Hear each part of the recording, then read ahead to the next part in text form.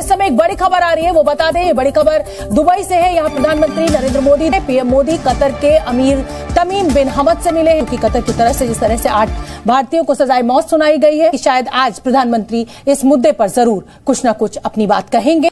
लेकिन इसके बावजूद आप ये समझते हैं कि जो इंडिया अगर उसको कहता है नो, तो फिर वो नहीं होगा। और after lot of pressurising our diplomats, इनसे डेथ पेनल्टी हटा दिया गया है। मैंने देखा है कि अगर आपने डिप्लोमेसी सीखनी है तो आप प्राइम मिनिस्टर मोदी और उनकी टीम से सीखें। किस तरह वो जैसे ऐसे लग रहा है जैसे यूएई में कॉन्फ्रेंस मोदी साहब करवा रहे हैं। तो इंडिया की जरूरत कहीं ना कहीं कतर को हर टाइम पे पड़ेगी। और मैं आपको ये आज पहले ही आपको ये पेशगोई कर रहा हूँ कि ये जो केस है ये खत्म हो जाएगा और जो इंडिया के 8 ऑफिसर्स हैं वो वापस चले जाएंगे अपनी कंट्री के अंदर। मैं तो ये कहूँगा कि उसी जो ज़मीन पर मक्का और मदीना है, अरब जो पेनिनसुला है ना, वो वहाँ पर दुबई भी है।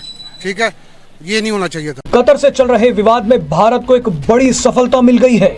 भारत सरकार के एक्शन के बाद भारतीय नौसेना के 8 पूर्व नौसैनिकों को अब फांसी नहीं होगी, क्योंकि इंडिया जो है वो एक इकोनॉमिकली बहुत स्ट्रॉन्ग कंट्री है और उनकी LNG की डील चल रही है कतर के साथ। हमारा कोई वहाँ पे केस बन जाता है या हमें जेलों में डाल देते हैं या इवन हमें मर्डर भी कर देते हैं, हमारा मुल्क हमारे पीछे नहीं खड़ा होता। जिस तरह आज इंडिया का मुल्क सिर्फ 8 लोगों के लिए उनके पीछे खड़ा हुआ है और वहाँ पे देखिए सिर्फ 8 लोग हैं। और मैं आपको बता दूं, इस टाइम मेरी फिगर गलत हो सकती है, 10,000 से ज्यादा लोग सऊदी अरब की जेलों के अंदर पाकिस्तानी बैठे मौजूद है। और हमने उनके लिए क्या किया, दूसरे नंबर पे उनके सिर्फ 8 लोगों ने जो है उनके फॉरेन मिनिस्टर की, मैं लास्ट कुछ दिन पहले जो है वो देख रहा था प्रेस कॉन्फ्रेंस, उन्होंने कहा मैं पर्सनली इस केस को लेके चलूंगा, मतलब मैं अपनी पूरी गहरी नजर रखूंगा और इस केस को मैं खुद लेके चलूंगा कि वो इस सारे मैटर को कैसे देखते हैं और इसमें नुकसान कतर का होगा या इंडिया का होगा, और आखिर कतर को अब क्या जरूरत पड़ी कि उन्होंने जो अपना फैसला था उसके ऊपर नरमी क्यों की है। सबसे पहले तो ये केस को स्टडी करना चाहिए, ये केस है क्या। पाकिस्तानी मीडिया के ऊपर जो पिछले 1-2 दिन से वो चल रहा था कि 8 जासूस जो हमने वो इंडिया के पकड़ लिए हैं। कतर ने 8 इंडिया के जासूस पकड़ लिए हैं और जनाब उनको जो है वो डेथ पेनल्टी भी दे दी गई है। लेकिन अब जो नई खबर सामने आई है उसके मुताबिक ये है कि उन्होंने वो खबर वापस ले ली है, मतलब वो फैसला वापस ले लिया है और अब मजीद जो केस है वो आगे परसू करेगा।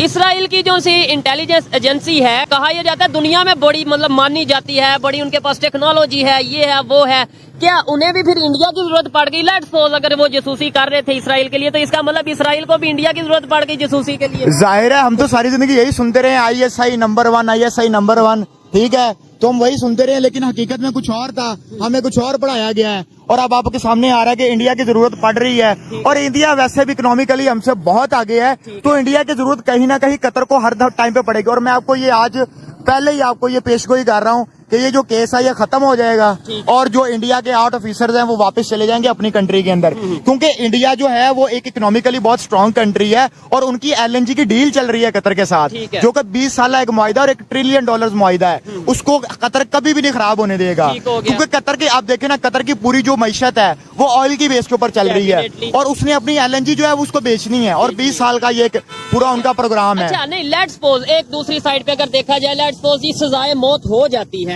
जो इंडियन फॉर्मर ऑफिसर है उन्हें हो जाता है, ये जो कतर का डिसीजन है, क्योंकि कतर में ये भी चीज मैं क्लियर करता चलूं कि वहाँ पे जो अगर अदालतों का निजाम देखें या ओवरऑल जिसकी लाठी उसकी भैंस, क्योंकि बादशाही निजाम है वहाँ पे इस तरीके जी मैं यही डिस्कस करना चाह रहा था। उनका जो है वहाँ पे डेमोक्रेसी नहीं है, वहाँ पे बादशाह का निजाम है और वहाँ पे एज सच कोई इतनी ज्यादा जुडिशरी जो है वो आजाद भी नहीं है, ठीक है, वो डिपेंडेंट होती है उस गवर्नमेंट के ऊपर। जैसे पाकिस्तान, इंडिया के अंदर जो है ना वो एक डेमोक्रेसी है, वहाँ पे अदालतें आजाद हैं, लेकिन वहाँ पे ऐसा हिसाब किताब नहीं है, वहाँ पे जो हुकूमत है उसी की लास्ट लाइन चलनी है। तो मैं आपको पहले से कह रहा हूँ कि ये सजाए मौत नहीं होगी, क्योंकि कतर जो है ना उसके अपने मामला, देखिए कतर एयरवेज जो है वो पूरी दुनिया के अंदर चलती है, मानी जाती है, ठीक है, अपनी लग्जरी के हिसाब से। और इंडिया के बहुत से जो ऐसे मुसाफिर हो जो वहाँ पे इस वक्त ट्रैवल करते हैं, अगर वो उसी का बैन कर देना तो कतर को बहुत ज्यादा नुकसान होगा। ठीक है, और इस केस में अगर लेट्स सपोज कतर वक्ती तौर पे ये फैसला कर लेता है कि हम सजाए मौत देंगे, तो फिर भी नुकसान लॉन्ग टर्म अगर देखा जाए रिलेशन खराब होंगे और नुकसान ज्यादा कतर को होगा। जाहिर है कतर को नुकसान होगा,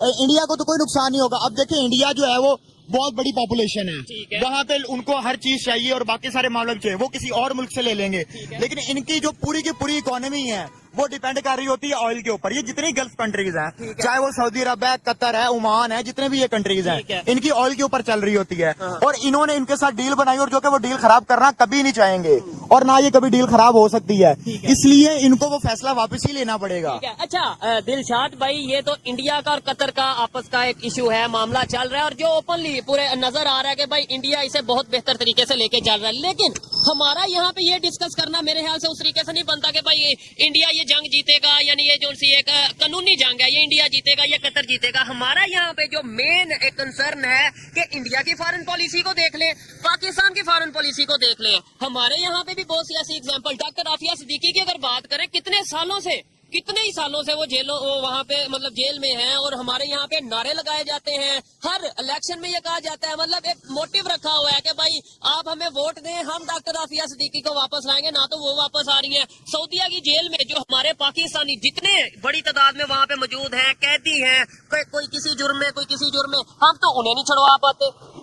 ये बेशरम लोग, इन्होंने सिर्फ इलेक्शन के स्लोगन्स रखे हुए हैं कि हमने इलेक्शन में ये स्लोगन लेके जाना है और आवाम से वोट लेके उसको बुद्धू बनाना है। और मुझे ये समझ नहीं आती कि ये लोग जो हमारी पाकिस्तानी कौम है, मेरी पाकिस्तानी कौम को बातों का बुरा लगेगा, लेकिन यार ये जाहिल अवाम को मुझे ये सिर्फ पता करना चाहिए कि ये पिछले 70 साल से ये पॉलिटिशियंस भी, और भी बेचारों पॉलिटिशियंस को तो मैं कुछ कहता भी नहीं हूँ, ये तो बेचारे पपिट है, पीछे जो हैंडलर्स हैं वो इनको कंट्रोल कर रहे हैं। लेकिन आपको शर्म आनी चाहिए कि आप एक इलेक्शन के तौर पर एक स्लोगन को लेके आते हैं और उनको अवाम में लेके आके आगे मजाक बनाते हैं। अब हमारी डिप्लोमेसी का हिसाब लगा लें, डॉक्टर आफिया सिद्दीकी जो है उसको कितना अरसा हो गया है, हमारी कितनी पॉलिटिकल पार्टीज हैं जो उस स्लोगन्स के बेस के ऊपर वोट लेके यहाँ पे पावर्स में आई हैं, ठीक है। और हमारे सऊदी अरब के अंदर, कतर के अंदर, इवन कतर के अंदर जो पाकिस्तानी मजदूर जाता है वहाँ पे कितने लोग जेलों में सड़ रहे हैं। यार इनको जरा भी ख्याल नहीं है पाकिस्तानी कौम का। हम इस्लामिक ब्रदर इस्लामिक मतलब ये है कि ये इस्लामिक नॉन इस्लामिक वाले कंसेप्ट को मैं उस तरीके से नहीं मानता। मैं मानता हूँ कि भाई जिस कंट्री का जहाँ पे मुफाद होता है वो काम करता है, वो बात करता है। लेकिन हमें यहाँ पे ये बताया जाता है ब्रदर इस्लामिक कंट्रीज, हम यूनिटी है पूरी दुनिया में, जो 57 या OIC कंट्रीज हैं सब यूनाइटेड हैं। तो हम तो इस्लामिक कंट्रीज होके कतर की जेलों से अपने कैदी नहीं छुड़ा पा रहे। इंडिया दूसरी साइड पे जो है वो एक सेकुलर कंट्री है और हमें यहाँ पे बताया जाता है वो तो हिंदुओं का कंट्री है, तो वो अपने फॉरेन पॉलिसी को इतने बेहतर तरीके से लेके नहीं। पहले नंबर पे तो मैं आपकी इस बात से इख्तिलाफ रखूंगा, कोई वो हिंदू कंट्री मुझे नहीं लगता, वहाँ एक सेकुलर कंट्री है। बताया जाता है, हमें ये बताया जा रहा है, हमें तो और भी बहुत कुछ बताया जा रहा है जो कि हकीकत के बरक्स है।